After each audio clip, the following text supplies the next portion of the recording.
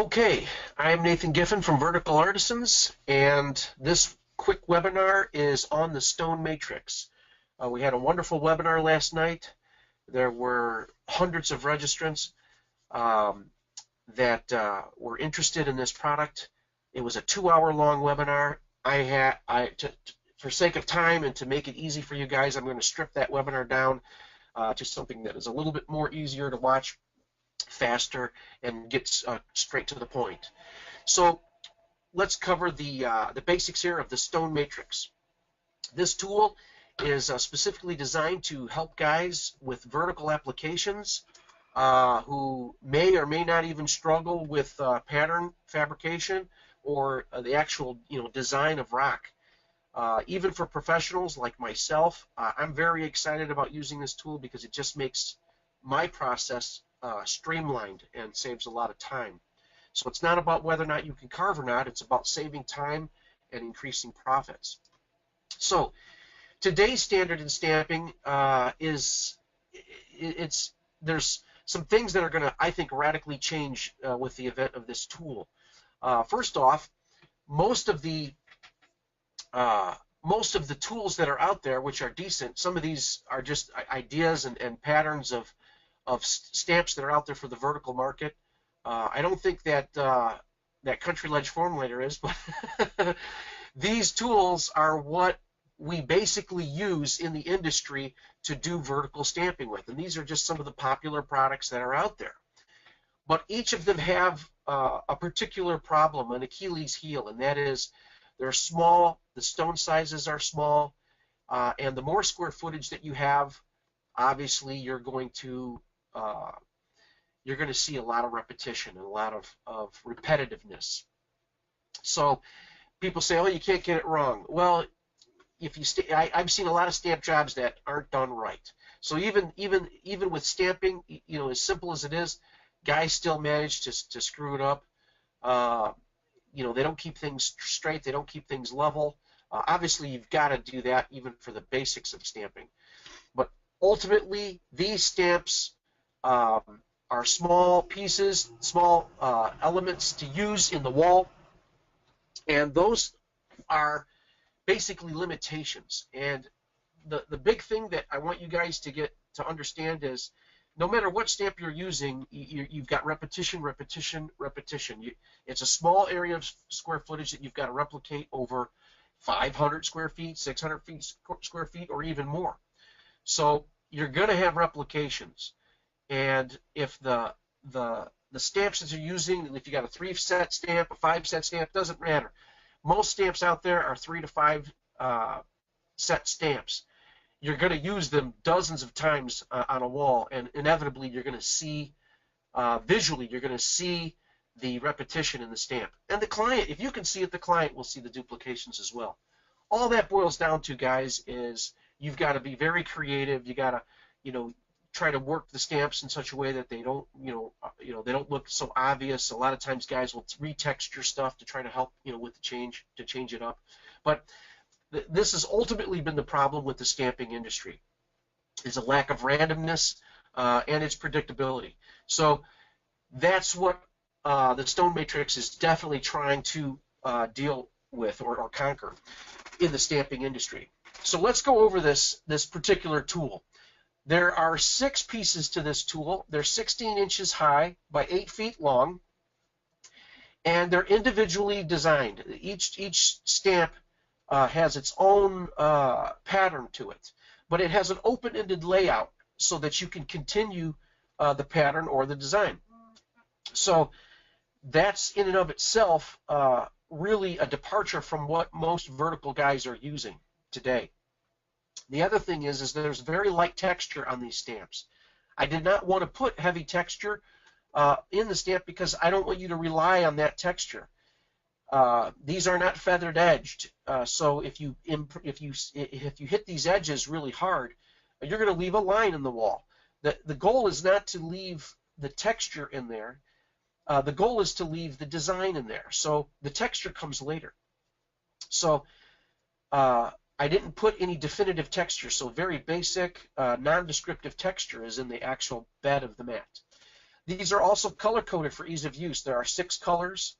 They come, each color will always be the same stamp. So when you get your set, they'll be red, blue, yellow, light blue, green, and tan. If something happened and you lost the tan one and you order the tan one, it'll always be the same. So not only is that good for tracking the tool itself, but when you're on the wall and you're wanting to stay random and you just use the red one and the blue one, you know that you're going to have to move to the yellow, the light blue, the green, or so forth. So that's going to be also a big help, having a color-coded tool to help you. They're also completely interchangeable, end for end and top to bottom connectivity. So that's also very, very important. So here's a look at a prototype. You can see the pattern of the stone that's there, and once again, there's very light texture in the bed, and it's the actual pattern and the design that's raised. It goes about 1.25 inches deep, and so you're going to want about 1.25 inches mud on the wall. You can go 1 inch of mud on the wall and still get the pattern, but if you're like me, there's a lot of other tricks that come along to stone facing that you want to do, and that those of you who have already taken the Vertical Artisans Core Curriculum and the Introduction to Stone Facing are very aware of all the tricks that are involved with vertical carving. But this particular tool is designed so that you can get the patterns that are proper into the wall and save you a lot of time. Also, because these patterns are so deep and the ridges are designed so that it shows the stone interaction, the clean out is essentially eliminated. Clean out and design are the 2 largest time sucks on the job site when you're doing vertical work. So let's take a look at how this works. First of all, you apply your vertical decorative concrete, the mix of your choice, to your substrate. In this particular picture here, I've got a guy using a quick spray unit. This is probably one of the most efficient ways to get the product on the wall. And then next up, if you don't have a quick spray unit, you can use a mortar sprayer or you can hand bomb it. This particular method gets a lot of material up quickly. I need to also tell you that you should already have a pretty good scratch coat on the base. As you can see, the scratch coat's already there, and I'm just loading up that wall with about, I'd say probably 2 inches of material is probably what it really turns out to be. The next step is to trowel it up or slick up the surface so it's relatively smooth. You don't have to be perfect, but you do have to be relatively smooth. It doesn't have to be perfectly flat either. It can still be bumpy. It can still have, the undulations in the surface. You don't need to flatten it out like a plasterer. You just need to get it slicked up so that it can receive the pattern. Now, the next step after you get that done is to shoot it with release. You could use liquid release, or you could use powdered release. The choice is completely yours. There's benefits to both. And pre-texture is also optional. And we'll get into the texturing in just a minute.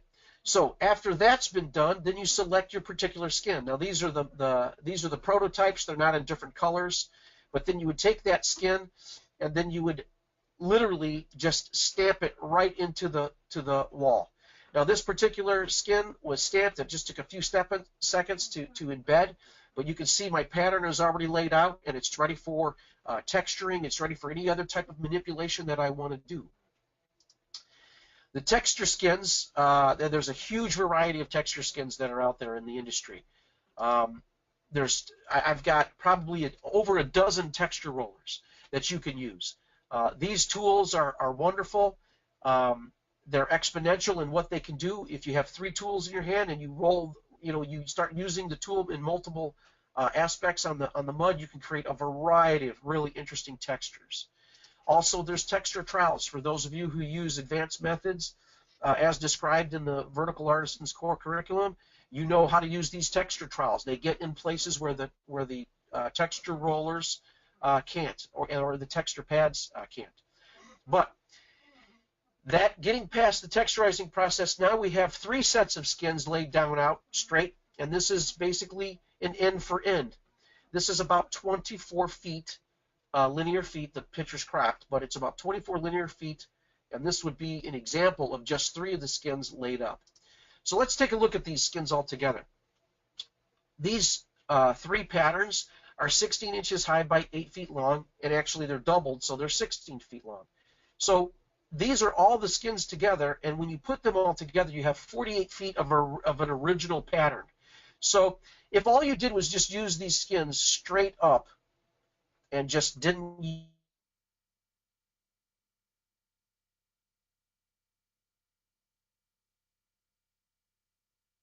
you could also wrap these around, and if there's any kind of anomalies, you just simply trowel it over and take your wedge tool and correct it. If there's an outside corner that doesn't line up properly, not a problem.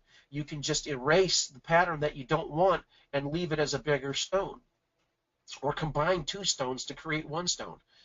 Very simple to use. But these are the first layouts that you would use for, like, say, a seat wall. So there's 6 of them.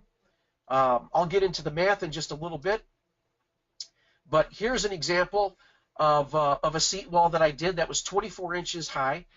It took me 4 days to carve this. You can't see the full picture, but there's 116 feet of this seat wall that's up there, and it took me 4 days to carve it. I have no doubt in my mind that I could have stamped 116 feet both sides in 1 day. Now, I would have had to bring on another 1 or 2 workers to help mix, because obviously that's the #1 problem that I would need, is guys mixing and just throwing it out on the wall. But going back and slicking it up and stamping my designs, no problem. The rest would be texturizing and other tricks in the trade that I do to make stuff look, unique. But other than that, I could have taken at least 2, and probably 3 days off of my workload had I used my own tool. At this point in time, the tool was under construction, so I couldn't use it, unfortunately. But let's take a look at some of the dynamics of this tool. It's only 16 inches high, but we've got a 24-inch high wall. That's with the seat cap. So we've got about a 2.5-inch seat cap. So ultimately, we've got about a 21.5-inch space that we've got to convert into texture. There's several methods that you could use when you're dealing with weird shapes that don't fall into a 16-inch increment. So let's kind of cover those. First of all, you have the overlap and extended methods. Each skin has a 2-inch variance, and I'll cover that in a minute with the example. And so when you put 2 16 inches together, you're going to get 32 inches. However, you could shorten those by overlapping the design. Each skin has an overlap easement, if you will, of at least 2 inches, and sometimes even 3. So you can shorten up the skin and get into easily about a 26 to 28 inch pattern. And even if you don't want to do that, you can extend the pattern out with your wedge tool. So let's take a look quickly at some of these examples. These are the tools themselves. These are pictures that I took of each individual piece. So this is the actual set. They're not color-coded yet. These are the masters. But I wanted to give you an idea of how these things actually interact with each other. So in this first example, we've got a 16-inch high piece and 8 foot long, and each of these marks, as you see with the black arrows that are pointing, correlate with the dots that are also on top. So that being said, you can see that we can simply move these pieces into one another. And let me get these pieces layered up here so I can show you. Okay, so here we've got this piece right here, and I want to, if I leave it like this, it's 32 inches. Okay, but if I tighten it up and I shorten it up, I can subtract that and reduce those inches to, something that might fit something custom. I can also do it at the top. You can see I have this, let me make a line here to show you exactly what I'm referring to. This line right here, I'm talking about this area of the skin, and I'm also talking about this area of the skin. I've left at least 2 inches, and in some cases more, of an overlapping section, if you will. So when I go to, let me erase this. When I go to move this piece in here, I can tighten up that by simply lining up that where those joints are, and I can tighten that up and create a smaller stone and still staying in my pattern. So now I'm not 32 inches. I'm somewhere in the 26-inch mark. Now, another aspect of making up distance is to extend out the lines with your wedge tool. You've got 32 inches, you've got 28 inches, let's say you need a little bit more. You simply take the pattern, you take your piece, and you set it in the middle of your, like for retaining walls, you can set it in the middle and then just simply extend out the lines to the top of your wall and extend the lines down by simply creating larger stones. So you don't have to be, pigeonholed into one particular stamp. You can have a little bit of freedom to customize the top of this, or just to take the wedge tool and extend those lines, those grout lines, all the way up into the top of your piece. And then, of course, from the side, it just looks like this stone right here is completely big next to a couple of the smaller stones. And then, of course, on the bottom, you can let this ride right out into the ground. So that's another element. I also want to say at this point, too, you don't have to overlap or extend. If you have like 28-inch height and you start at, let's say you start at the top and you go down 16 inches, that's fine. Well, you've got about 12, 14 inches left. Take the second tool, the second pattern, line it up, and fold it, and just fold it right down into the ground. These are flexible. You can bend it.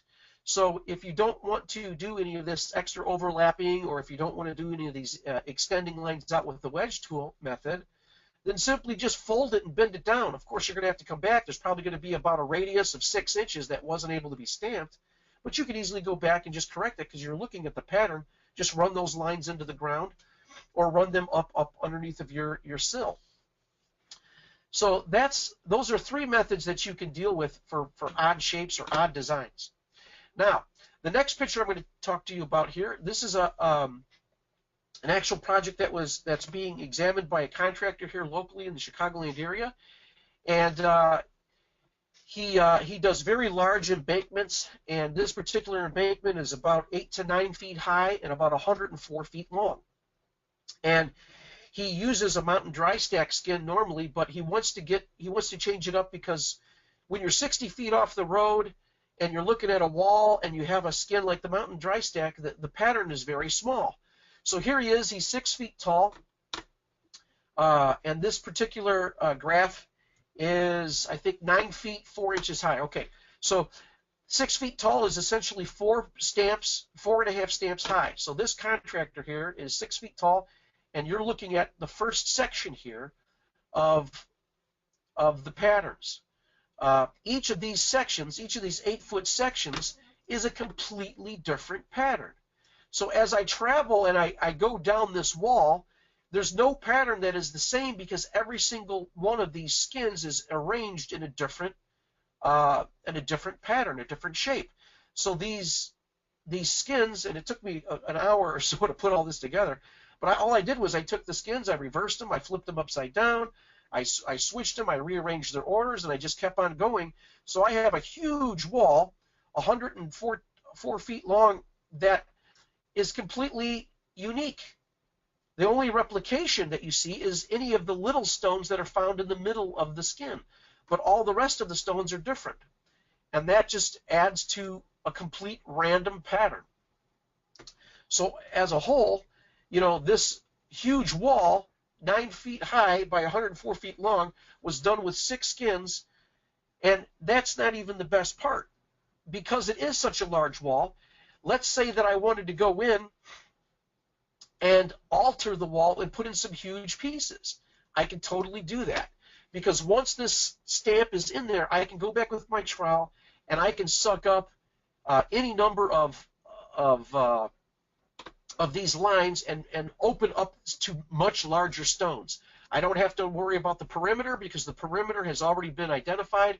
All I got to do is just basically erase, and I'll do that now. I'll just take a tool here, and I'll work. Let me tell you where I'm going to be working because you won't be able to see it. I'm going to work in, let's see here, get my pen here. I'll just pick an area that I can alter. I'm going to work in this area right here. All right, so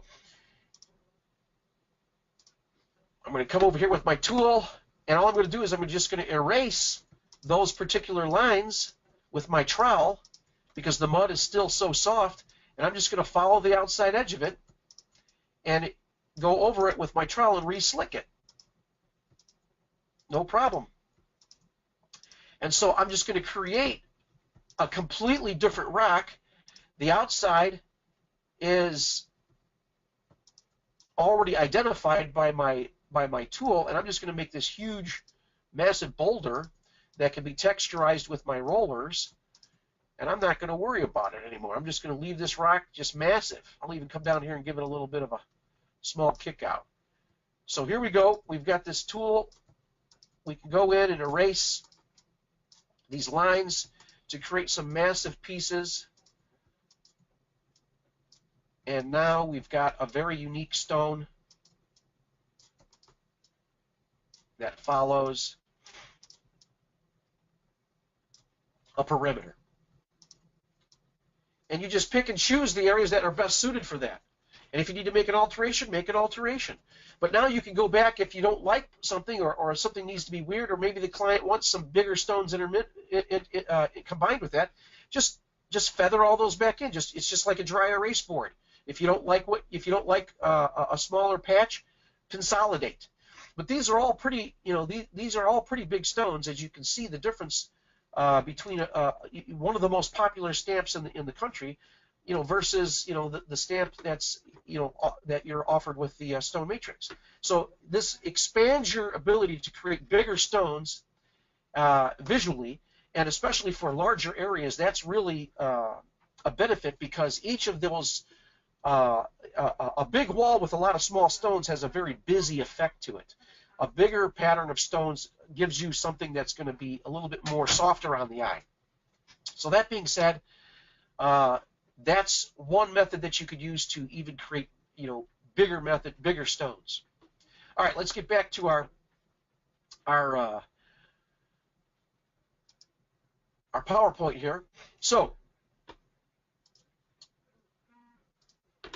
here we have an example of 4 foot high by 16 feet, and this would be perfect for like outdoor kitchens.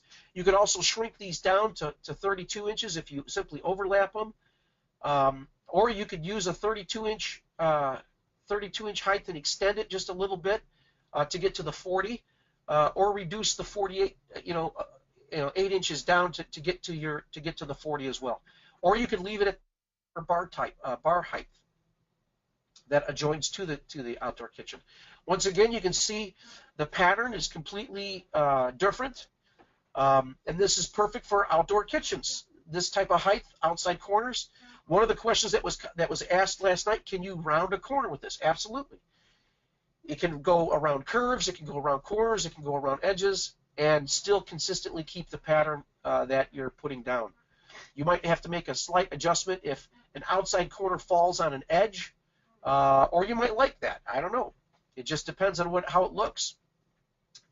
Other heights that are 6 feet high, this is about 6 feet high. This would just be 4.5 stamps. You can extend out the bottom or extend out the top, or cheat the middles to get the height that you want. Here's an 8 foot by 8 foot, 64 square foot piece. Once again, random sections. As I go through these next several photos, I simply changed, a few of these patterns, or a few of these out. You can't really tell exactly which ones I changed, but the patterns are different. But I'll give you a clue. The one that has the the gray splotches on it, all I did was switch it out to the bottom and then flip one of the centers or the middles. Same with this picture. I flipped a couple more just to give a variance. Now, when I say endless possibilities, I really do mean that. Each time that you go to stamp a design, you're going to have 12 options because you have the 6 tools, but you also have the inverted effect of that tool, or the pattern of that tool. So in a 16-inch high wall or a seat wall with an 8-foot run, I have 12 options. So that's simply, the 6 tools, and I can put them straight up or I can put them straight down. So 12 is our factoring problem, or our factoring number. So I called my college professor, my math college professor, and I said, hey, I've got this unique tool. I want to know what the possibilities are. I explained to him, the way the tool works and the options, and he says that's not. It's just a factoring of 12. So each time that you go a next section or an 8-foot section, it's exponential and it's times itself. So in a 16-foot run at 16 inches, I've got 144 possible combinations that I can use. In a 48-foot run with the same 6 tools, with 12 options each time I grab it, it gives me 2.9 million combinations. Now, let me just say this. That sounds impossible, but it's not. Now, also, I might add, in that particular 2.9 million, almost 3 million options, you have using one of those options is using the exact same tool for all 48 feet. Now, nobody's going to do that, okay? So let's just take out, 2/3 of the options just in case they have something ridiculous like that, all right? Now, 2/3 of the options don't account for those types of anomalies, but you still have 1 million options in just 48 linear feet.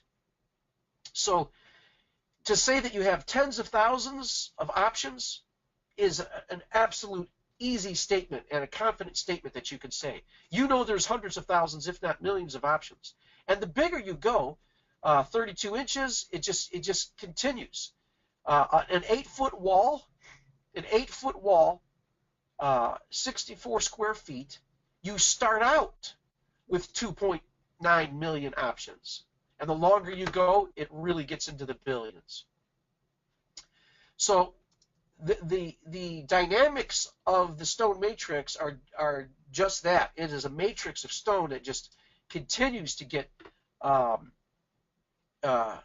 really robust. And when you factor in the other tricks of the industry, troweling things out, adding texture, each of these stones could be unique. Of course, after they're texturized and shaped differently, you've got the colorization of it, and that adds to a complete another level of uniqueness. So this is just a tool that is going to really give you a tremendous leg up, in the industry, and you don't have to be a professional, sculptor like me. I went through and I took the time to design this tool in such a way that all you got to do is just be able to keep things level and have some common sense about you, and be willing to mix mud and throw it on a wall and slick it up, and then come back with some texturizing tools.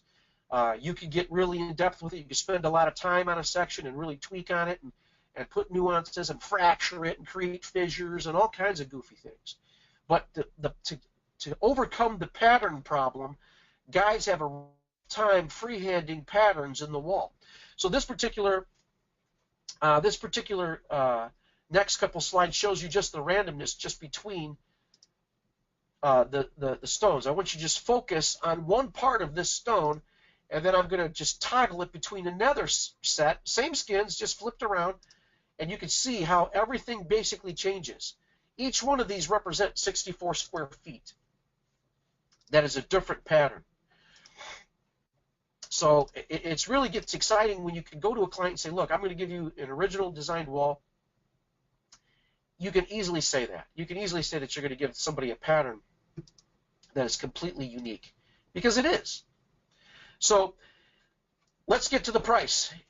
The pricing of the stone matrix is $200 a piece, or $1,200 for the set. There's about 120 to 130 pounds that comprises a set.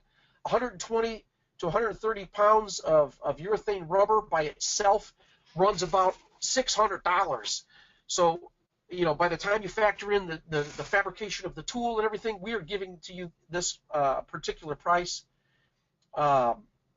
this particular tool at a steal. I can tell you at some time in the future the price will go up, but we're offering this piece to you, this tool to you, for $1,200. If you make an order, if you make an order before July 22nd, we will take $200 off. That is just an incentive to get this tool. First come, first serve. We go into production the week following July 22nd, and so products will ship. You know, whoever orders first, the products will ship out there. So if you can get that $200 off before July 22nd of this year, 2016, that is an incentive to be the first on the market with this particular tool. Okay, so the tool is ideal for any vertical work that you're going to do, and trust me when I tell you this, it's going to save you time. All right, hardscape systems. The tool works perfectly because it's 16 inches off the ground. The tool works perfectly with the hardscape system that's out there for seat walls. This particular, the picture that you're looking at right now with the hardscapes, this is material. All materials involved with what you're looking at right now is under $40 a linear foot. You got the stone matrix. You can pump this kind of stuff out left and right and really generate some good revenues. Or if you're doing retaining walls or one-day wall methods, where you're not using a hardscape system, but you're pulling material out of the back of a truck. Once again, this tool can immediately put in a pattern, a texture, and when you're doing one-day walls methods, or for those of you who are stone makers out there, using the stone matrix is absolutely critical because you use no time whatsoever in thought of design or pattern. And with the one-day wall system, you are fighting the clock because at the end of the day, you've got to convert 6, 8, even 10 yards of material into something that's attractive. So the stone matrix just eliminates clean out. It eliminates all that, cleaning out your pattern and your design, and puts you right into the driver's seat of putting in the effects that you want to put in. So this is something that is, I think, going to be extremely beneficial for you. Once again, it's a $200 off, which brings the tool cost to $995. If you're interested in the stone matrix tool, please send an email to me, Nathan at Vertical Artisans. Include your name, shipping address, phone, and put stone matrix in the header so I can get to you right away. The other discounts that I'm offering with you on this is the Vertical Artisans Core Curriculum. It's regularly $14.95.